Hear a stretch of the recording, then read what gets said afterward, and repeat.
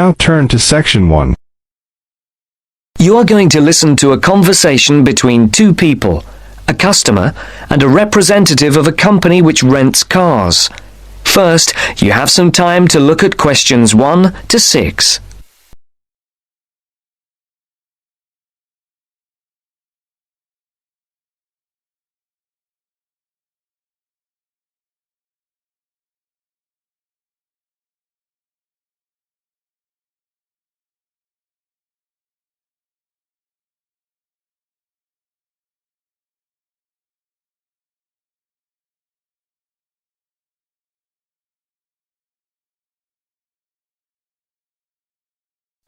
Now the test will begin. Remember, you will hear the recording only once, so answer the questions as you listen. Now listen to the first part of the conversation and answer questions 1 to 6. Thank you for calling Carline. So that we can best help you, can you please press the star button on your phone now? Thank you. Now choose one of the following 4 options by pressing the buttons on your telephone. Press 1 if you would like to make a car reservation. Press 2 if you would like to talk to someone about a car reservation. Press 3 if you would... Please hold while we put you through to one of our assistants.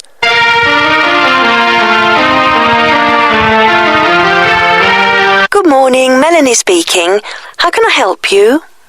My name is Mr. Maxine, and I booked a car several days ago to be picked up from Heathrow Airport in London, and I'd like to change the booking. I see. Have you got a reference? Yes, I have it here somewhere on a piece of paper. Here it is.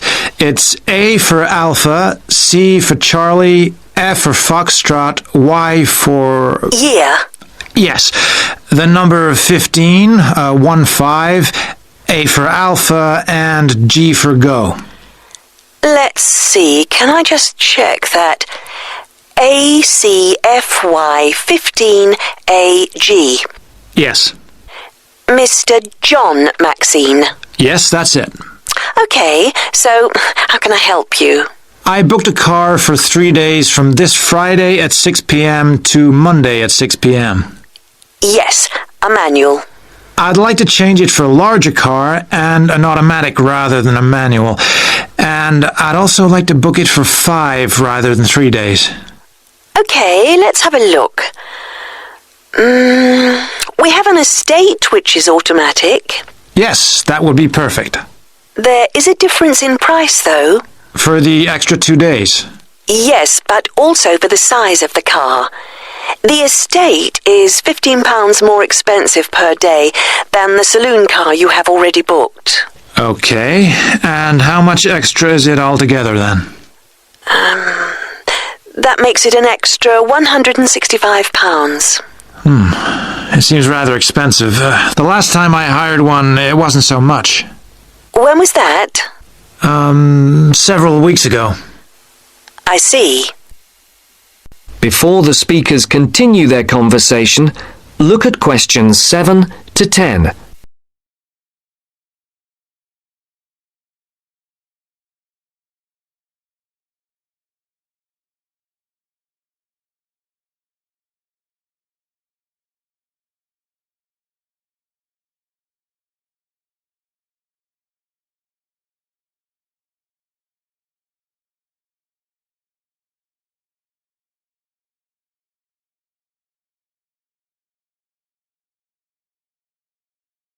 As you listen to the rest of the dialogue, complete the numbered spaces 7 to 10.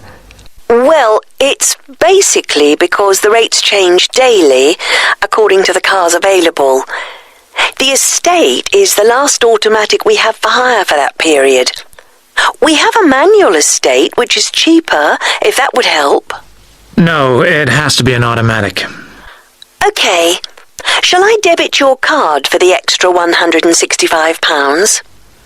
Is it possible for me to pay the extra in cash when I pick up the car at the airport? I'm afraid that isn't possible, as there are no facilities for handling cash at that time of the day. That seems odd. It's because the money can't be banked in the evening, and for security reasons, no cash is held on the premises. Okay, you can debit my card. You'll have to give the number to me again. Isn't it logged on the screen? For security reasons, it doesn't come up on the screen when we look at the booking. Any changes, and it has to be entered again. I see. It's 34459911. 3445 9911 4425 4425 7750. 7750. OK, that has now been authorised. Shall we send the receipt to your Park Vale address? Yes, number 40. Is there anything else I can help you with, Mr. Maxine? No, nothing else, thank you. Have a nice trip. Thank you. Goodbye. That's the end of section 1. You now have half a minute to check your answers.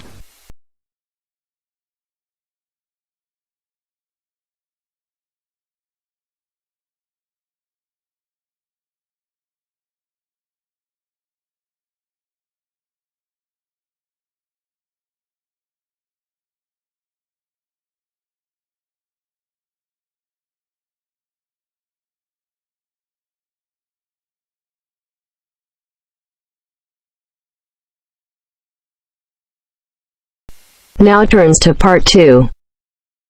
Part 2. You will hear a talk about young people living on their own. Listen carefully and answer questions 11 to 12.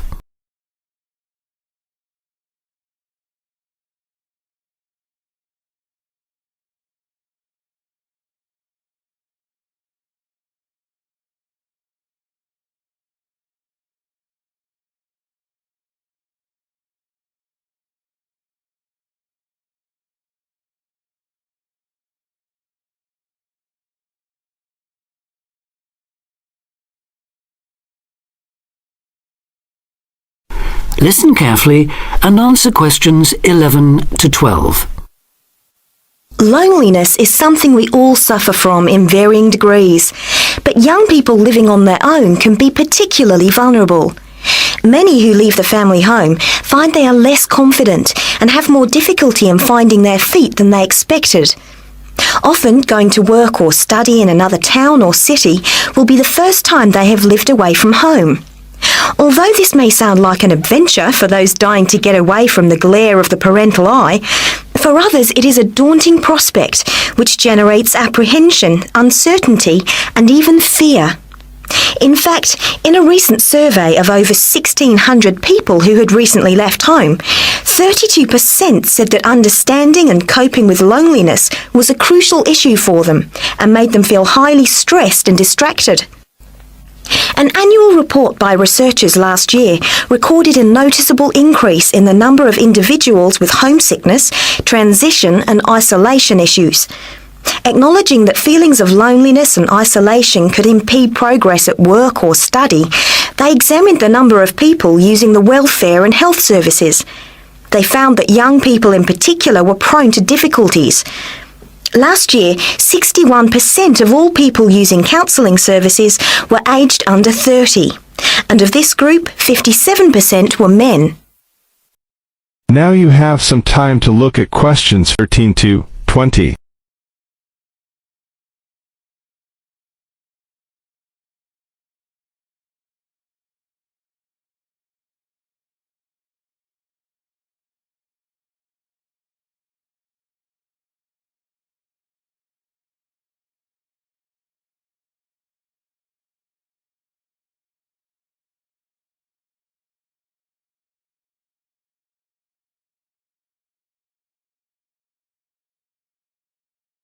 Now listen and answer questions 13 to 20. Leaving home involves a major change in lifestyle, work patterns, and degree of independence. You will be away from home, family and friends, and are no longer supported by familiar surroundings. For this reason, in the first year, a lot of young people suffer from loneliness. Ironically, this sense of isolation comes at a time when you are likely to be surrounded by people most of the time. Living in a busy city, travelling on crowded buses and trains, you will be constantly among people. But this can sometimes compound your sense of being alone. Seeing others who appear at ease among large crowds, mingling and making friends, can make you feel excluded and inadequate. Adapting to a new environment makes people uncertain of what to do or how to behave, and breeds insecurities which can make for a real sense of isolation. It is often those who are more used to being on their own who deal best with the transitional period of leaving home. Other reasons for feeling alone include high expectations of the big city, where you have the best time of your life and meet lifelong friends. It may be the first time you have had to make new friends since you started primary school, and perhaps you are reluctant or finding it hard to replace old friends whom you miss. There are also pressures to juggle work and socialising, which may leave you feeling left out. Or it could be that you have a long-distance relationship and feel torn between your new lifestyle and that special person who lives so far away. Because loneliness can leave you with a sense of low self-esteem, where you become self-conscious and feel you have been rejected, it is very difficult to overcome. You may be reluctant to even try and make new friends or take part in social activities, and will also find it difficult to say no to things, leaving you feeling exploited and weak. One of the ways of combating loneliness is to remember that it's not your fault, and that it's something everyone has to deal with, despite appearances. Counsellors advise those feeling lonely to speak to someone they know about their feelings. They also ask them to consider joining groups and societies, and to get involved in activities which interest them as a way of meeting more people. Of course, overdoing it and jamming your schedule with too many things just to avoid being alone will not work. But meeting others with common interests may be a step forward. If you still feel like you need someone to talk to, you could try group counselling, where you will be able to talk to and receive support from a small number of people with the same difficulties as you. For more information or to be put in touch with an individual counsellor, contact the local town hall support services. That is the end of part 2. You now have half a minute to check your answers.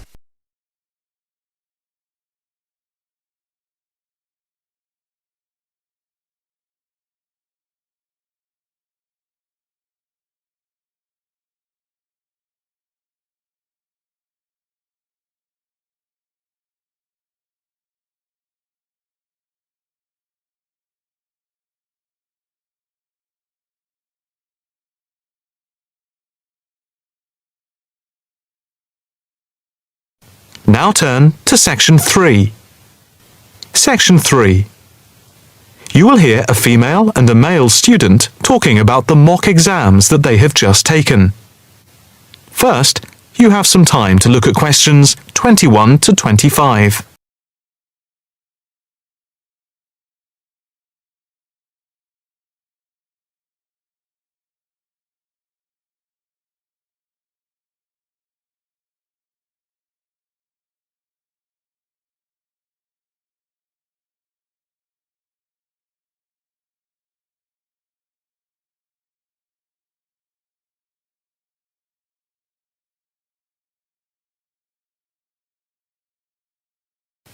Now listen carefully and answer questions 21 to 25.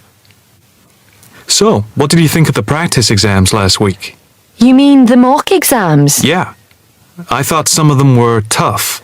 They were certainly hard, and generally they were very long. Yeah, they were spread over a whole week, which made it impossible to relax. Exactly. But what did you think of each test? Of the 7 exams we did, the least enjoyable for me were the 2 3-hour essay papers. Why didn't you like the essay papers? I'm not particularly good at writing things down like that in a short space of time. And I don't think it's a good way of testing our theoretical knowledge of medicine. I'm the opposite, I'm afraid. I'm much better in the written essay exams than the other types of tests. But what about the 2 multiple choice exam papers in basic science and anatomy? They weren't too bad.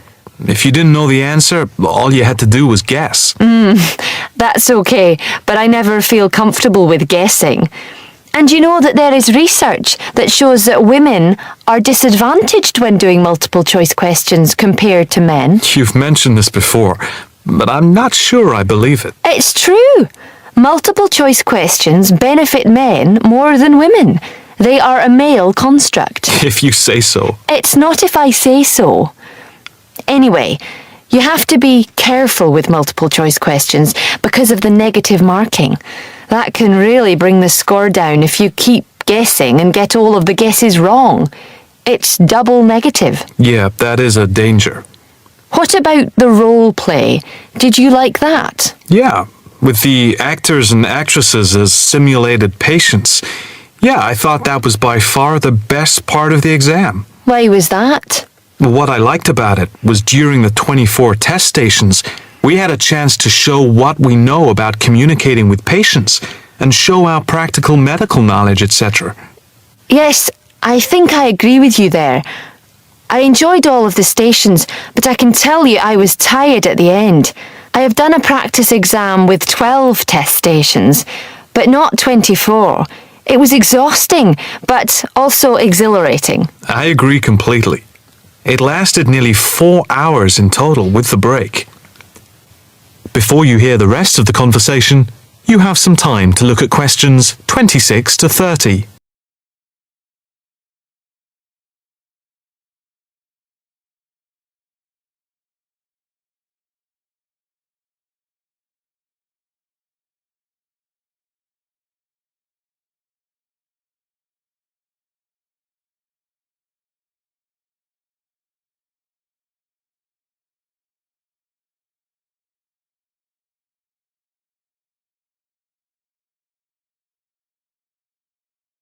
Now listen carefully and answer questions 26 to 30.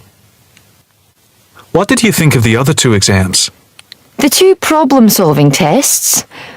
I didn't think I was going to handle them very well. But in the end, I think they went better than I thought they would.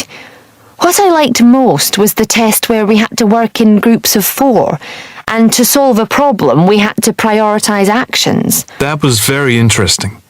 I'm not sure I did very well in that, though.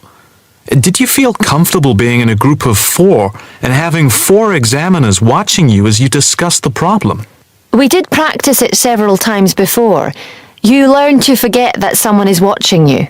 But some people are better at speaking in group situations like that, and they get the best marks. The test doesn't just assess whether people can talk a lot. It's about showing you can listen, organise your thoughts, and then show you can be part of a team, allowing other people to speak. Well, we'll have to see how it goes. When do the results of the mocks come out?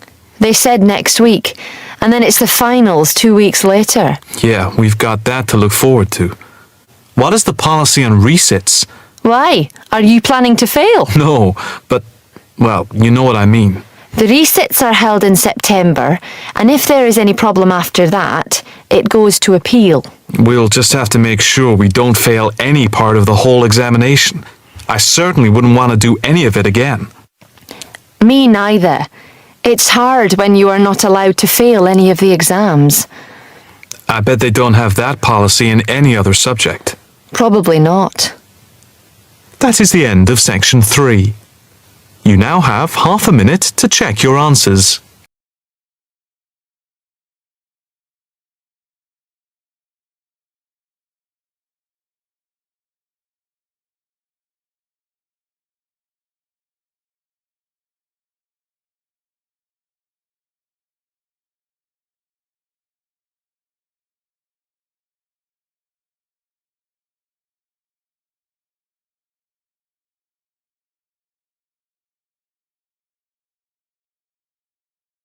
Now turns to Part 4.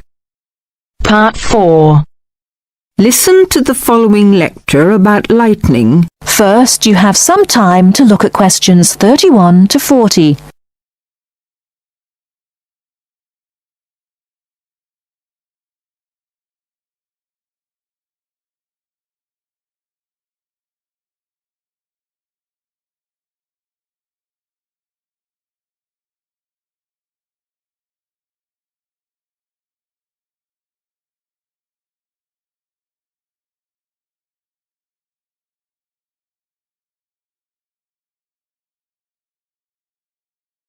Now listen carefully and answer questions 31 to 40. In earliest times, man considered lightning to be one of the great mysteries of nature. Some ancient people believed that lightning and thunder were the weapons of God. In reality, lightning is a flow of electricity formed high above the earth. A single flash of lightning 1.6 kilometers long has enough electricity to light 1 million light bulbs.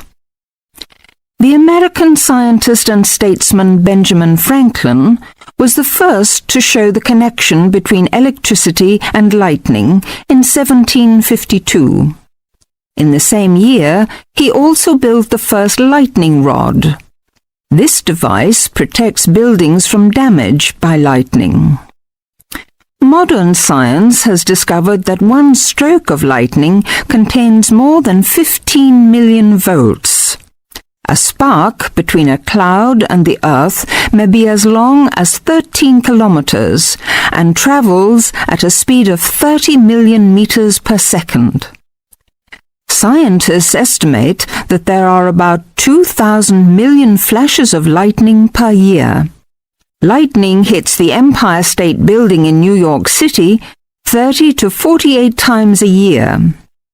In the United States alone, it kills an average of 1 person every day. The safest place to be in case of an electrical storm is in a closed car. Outside, one should go to low ground and not under trees.